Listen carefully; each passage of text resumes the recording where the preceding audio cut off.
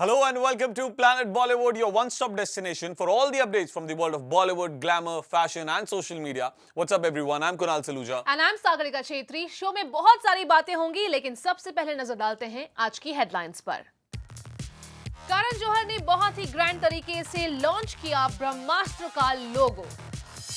अक्षय कुमार की corp based film Suryavanshi होगी ईद 2020 के दिन रिलीज। आलिया भट्ट ने किया कंफर्म कि वो बनने जा रही है प्रोड्यूसर। स्टाइल टुडे सेगमेंट में डीकोड करेंगे बॉलीवुड सेलेब्स के स्टाइल स्टेटमेंट को।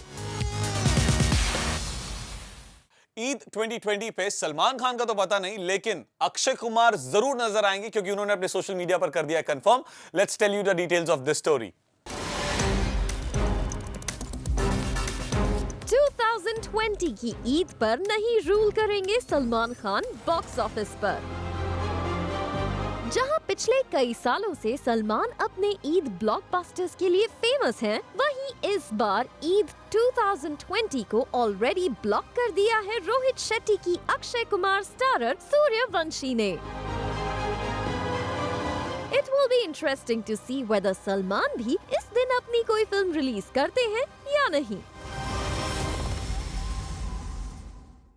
सूर्यवंशी और रोहित शेट्टी फिल्म, इसका पोस्टर हुआ रिलीज। शूटिंग अभी तक शुरू नहीं हुई है। शूटिंग शुरू होगी मई 2019 में, लेकिन ऑलरेडी उन्होंने अनाउंस कर दिया है कि ईद 2020 में आएगा सूर्यवंशी।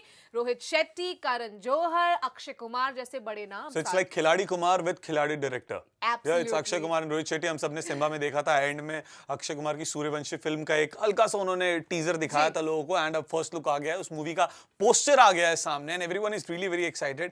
ये मेरे ख्याल से पहली बार होने वाला है, या फिर पहली या दूसरी बार होने वाला है कि सलमान खान के ऑपोजिट ईद के दिन कोई दूसरे बड़े स्टार अपनी मूवी रिलीज करेंगे। लोग करते हैं, लेकिन कोई ऐसा बड़ा स्टार ईद के दिन सलमान खान के साथ क्लैश अवॉइड करते हैं। तो जैसे कि इस साल 2019 की ईद में भारत रिलीज हो रही है, एंड सुनने में ये आ रहा है कि नेक्स्ट ईयर दबंग 3 रिलीज हो सकती है, बट उसका कोई कंफर्मेशन नहीं है। Two major cop movies on Eid. Absolutely, but you know Kunal, ये नोशन जो है कि ईद भाई की रिलीज डेट है, यू नो क्रिसमस पे normally you see Shahrukh Khan release most of his films, Diwali पे आमिर खान साहब आ जाते हैं। एग्जैक्टली, सो ये उनका एक स्लॉट था, बट वो थोड़ा थोड़ा अभी बदल रहा है। नहीं, एक्चुअली पता है काफी टाइम से बॉलीवुड पे ये धीरे धीरे चेंज होता नजर आ रहा है, बिकॉज आप चाहे कितनी कोशिश कर लो, आप एक डेट बुक नहीं कर सकते। मतलब पहले ऐसा होता था कि यार जी हमने तो 15 अगस्त अनाउंस कर दिया है पहले, तो वो क्यों कर रहे हैं, वो पीछे हट जाए। ऐसा नहीं होता है, राइट? बिकॉज डेट्स जो सिलेक्टेड डेट्स हैं, जो बहुत इंपॉर्टेंट डेट्स हैं, वो बहुत लिमिटेड हैं, और मूवीज बहुत सारी बनती हैं, तो हर स्टार चाहता है कि भाई उन्हें स्पेशल डे मिले। अब बहुत सारे क्लैशेस भी हैं। For example, you know, rice और काबिल एक साथ आए थे, ऐ दिल मुश्किल शिवाय एक साथ आए, once upon a time in Mumbai Dobaara Akshay Kumar की आए with Chennai express. List is very long, right? And normally लोग क्या करते थे कि इफ दे नो कि एक बड़ी फिल्म रिलीज हो रही है विद अ बिग स्टार, तो दूसरा बंदा थोड़ा बैकआउट कर लेता था, बिकॉज बिजनेस को अफेक्ट होता है। लेकिन जब दोनों ही बड़े स्टार होते हैं, तो फिर उनमें ये होती है कि मैं क्यों पीछे हटूं, यार मेरे भी फैंस कम थोड़ी हैं। लेकिन आई मेंट कि फॉर एग्जांपल कि जीरो और सिम्बा का क्लैश होने वाला था, but they all sat down and they said कि ठीक है, हम सिम्बा को एक हफ्ते बाद रिलीज करेंगे। तो there they kind of thought about कि कैसे अफेक्ट हो सकता है business, and why should anyone take a hit. So they had a mutual understanding. Not everyone has a mutual understanding like that. Also there are examples of 2 films जो एक ही दिन में रिलीज हुई है, was a big hit. If you go back in time, Lagan and Gadar both were released on the same date, and they both are iconic films even today, right? I completely agree so with that. that has happened. Even Raiz and Kabil जो आपने mention किया, it crossed 100 crores, both the films. So that's what people now want to take chances. But you know, एक movie याद है, अक्षय कुमार की रुस्तम आई थी, साथ में ऋतिक रोशन की मूवी आई थी मोहनजोदारो। Right. दोनों बड़े स्टार्स की मूवी। रुस्तम ने तो कमाया उस समय, लेकिन मोहनजोदारो को थोड़ा सा लॉस सफर करना पड़ गया, ठीक है। उसके अलावा बाजीराव मस्तानी के साथ में शाहरुख खान साहब की मूवी आई थी दिलवाले, और उसकी वजह से दिलवाले को काफी नुकसान उठाना पड़ा, बिकॉज दोनों ही बड़ी मूवीज थी, एंड लोगों ने Bajirao But it's also about audience, right? Audience chooses the content they want to see, and they are the biggest judge कि उन्हें कौन सी फिल्म देखनी है एंड कहाँ पे कंटेंट ज्यादा बेहतर है। I personally feel ये क्लैश अवॉइड करने का एक बहुत सिंपल सा तरीका है, आप इन डेट्स को ज्यादा इंपॉर्टेंस दो ही मत, बिकॉज हमने ये भी एग्जांपल देखा है कि डेट्स ठीक है, अच्छी चीज होती है, बिकॉज एक लॉन्ग वीकेंड मिलता है, लोगों को छुट्टी मिलती है, लोग यू नो मूवी देखना पसंद करते हैं, बट बिना किसी स्पेशल दिन रिलीज किए भी लोगों की पिक्चर चलती हैं. For example Uri, one of the biggest hits, कोई स्पेशल दिन रिलीज नहीं हुआ मूवी, लेकिन बहुत चली. देन आप देखो ये अभी जो आई धमाल का थर्ड इंस्टॉलमेंट आया, इसमें या टोटल धमाल, इस मूवी ने सबसे ज्यादा इस साल का ओपनिंग वीकेंड कलेक्शन किया. सो आई मीन ये कोई स्पेशल डे रिलीज नहीं हुई थी. राइट. फिलहाल सूर्यवंशी की शूटिंग तो मई 2019 में शुरू होगी और ऑलरेडी बस क्रिएट हो चुका है. अब इंटरेस्टिंग ये होगा कि ट्रेलर कब रिलीज होगा, बिकॉज मूवी रिलीज होने में एटलीस्ट 1.5 साल बचा है. And you never know, Salman Khan may also come out with his trailer of Dabangg 3. Yeah. Ayan Mukherjee and Karan Johar have reached the skies literally to release the logo of the film Brahmastra in the biggest festival of India, Kumbh 2019. Superhero film Brahmastra की टीम ने reveal किया film का logo on the auspicious occasion of Mahashivratri. In a remarkably innovative way, 150 drones के साथ कुंभ मेले में किया गया ये लोगो अनवेल. इस फिल्म में रणबीर एक सुपर हीरो के रोल में नजर आने वाले हैं, whose name is Shiva, while Alia plays a character named Isha. इसी वजह से मेकर्स ने सोचा महाशिवरात्रि वो परफेक्ट ओकेजन होगा to make this exclusive announcement. Bollywood में बहुत एग्जाम्पल देखे हमने जब बहुत बड़े बड़े प्रोडक्शन हाउसेस ने अपनी मूवी के ट्रेलर लॉन्च के समय बहुत खर्चा किया, कुछ अलग ही करने की कोशिश की है. लेकिन this is for the first time मैंने ऐसा देखा है कि किसी ने अपनी मूवी के लुक को दिखाने के लिए, अपनी मूवी के टाइटल को दिखाने के लिए इतना बड़ा प्लेटफॉर्म यूज किया. कुंभ 2019 में गए, महाशिवरात्रि के दिन ब्रह्मास्त्र लोगो लॉन्च किया और क्या कमाल अंदाज से लॉन्च किया सागा. बिल्कुल. टू बी रियली ऑनेस्ट, पहले ट्रेलर लॉन्च किया जाता था फिल्म का, फिर आया कि टीजर लॉन्च करेंगे, फिर टीजर को अलग अलग पार्ट्स में लॉन्च करने, हाँ, फिर उसके बाद आया पोस्टर लॉन्च और अब हो रहा है लोगो लॉन्च. पता नहीं, this is actually good in a way for the film, क्योंकि क्यूरियोसिटी बढ़ती है and you get really excited, and specially when you have two big stars in the film. You know what? वो जो ऊपर ब्रह्मास्त्र का लोगो launch हुआ है उसमें 150 ड्रोन्स यूज किए गए हैं. So I mean I just can't imagine लोगों ने कितना कोऑर्डिनेट किया होगा. एंड अगर एक चीज नोटिस की हो, ब्रह्मास्त्र के लोगो में बीच में ए के ऊपर देयर इज अ लाइन.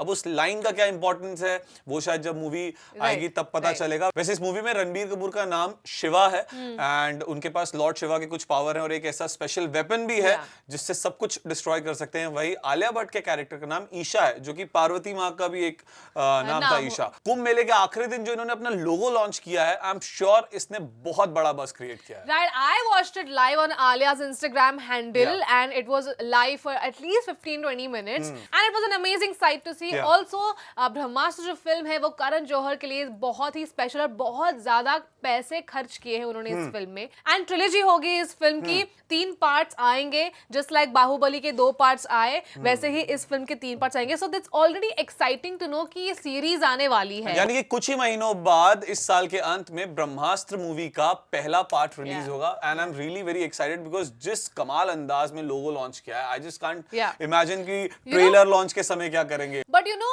अब रिसेंटली हमने देखे हैं कि बड़े बड़े फिल्मों के ट्रेलर लॉन्च भी बहुत बड़े स्केल में होता है. जैसे कि मणिकर्णिका में उन्होंने एक प्रॉपर महल बनाया था एंड कंगना रनौत की entry for a trailer launch was in a rath, like a proper setup जो मणिकर्णिका में आपको. And it was in crores. It was in crores. It was actually very very expensive just for the trailer launch. Also Zero के time पे मेरठ का पूरा set बनाया था वहाँ पे. It felt like you are in Meerut because Shahrukh Khan was from Meerut in the film. In fact, Robot 2.0 के लिए स्पेशली उसके म्यूजिक लॉन्च के लिए एक बहुत बड़ा फेस्टिवल, एक बहुत बड़ा प्रोग्राम ऑर्गेनाइज किया गया था. उसके अलावा जब मूवी का ट्रेलर लॉन्च हुआ था तो वहाँ पे बहुत ग्रैंड ट्रेलर लॉन्च था. Salman Khan was there, Akshay Kumar was there and बहुत सारे लोग थे वहां पे. सो यार I also remember Chennai express में हाउ पूरा उन्होंने इंटरव्यूज जो है शाहरुख खान ने ट्रेन में दिया था. उन्होंने एक ट्रेन जर्नी भी ली थी रईस के टाइम पे.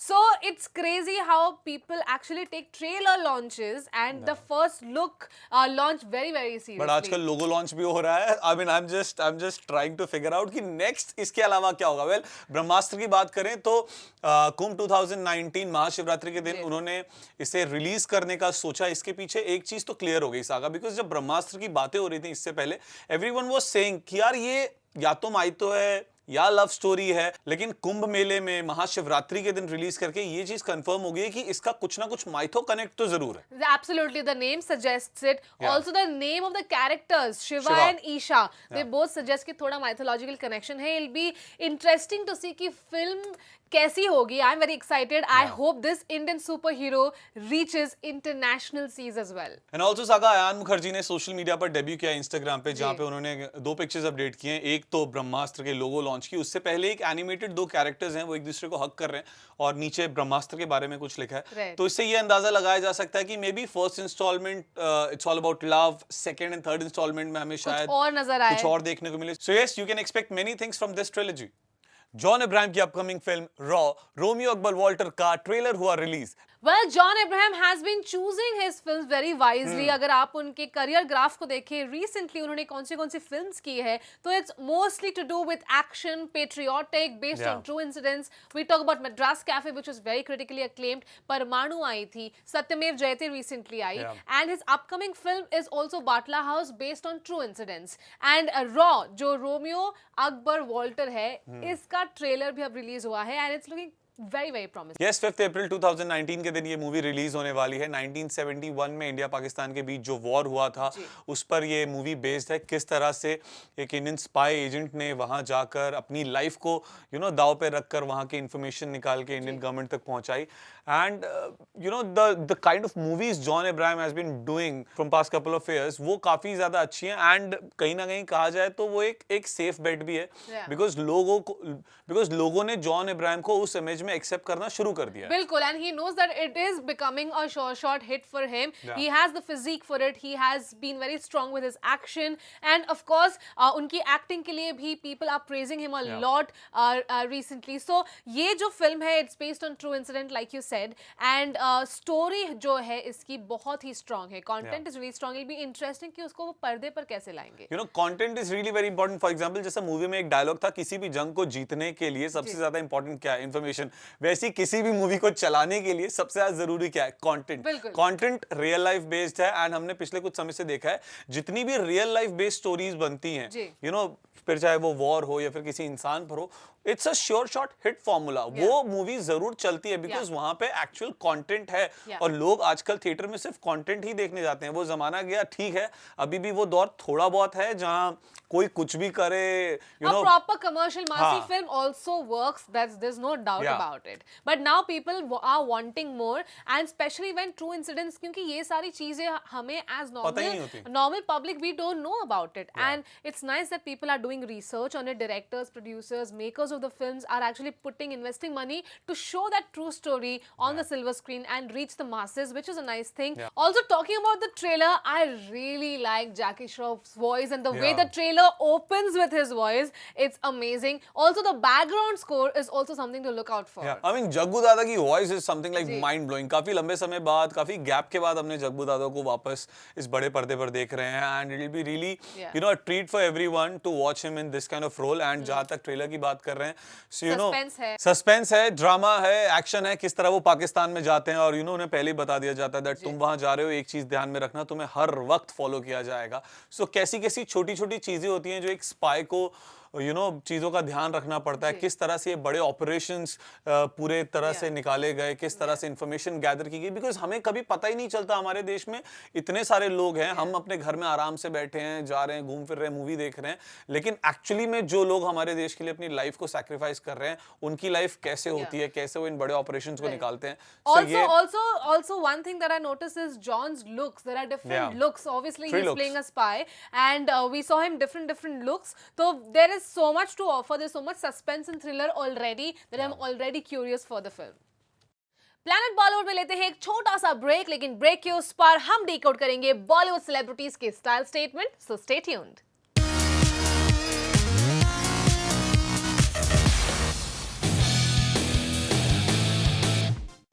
Welcome back to Planet Bollywood, and this is our Style Today segment, जहां शिखा हमारी मदद करती है to decode the Bollywood celebrity style statement. But recently हुआ था Paris Fashion Week, जहां Tommy Hilfiger का बहुत ही exciting collection हुआ था launch. Please tell us more about it.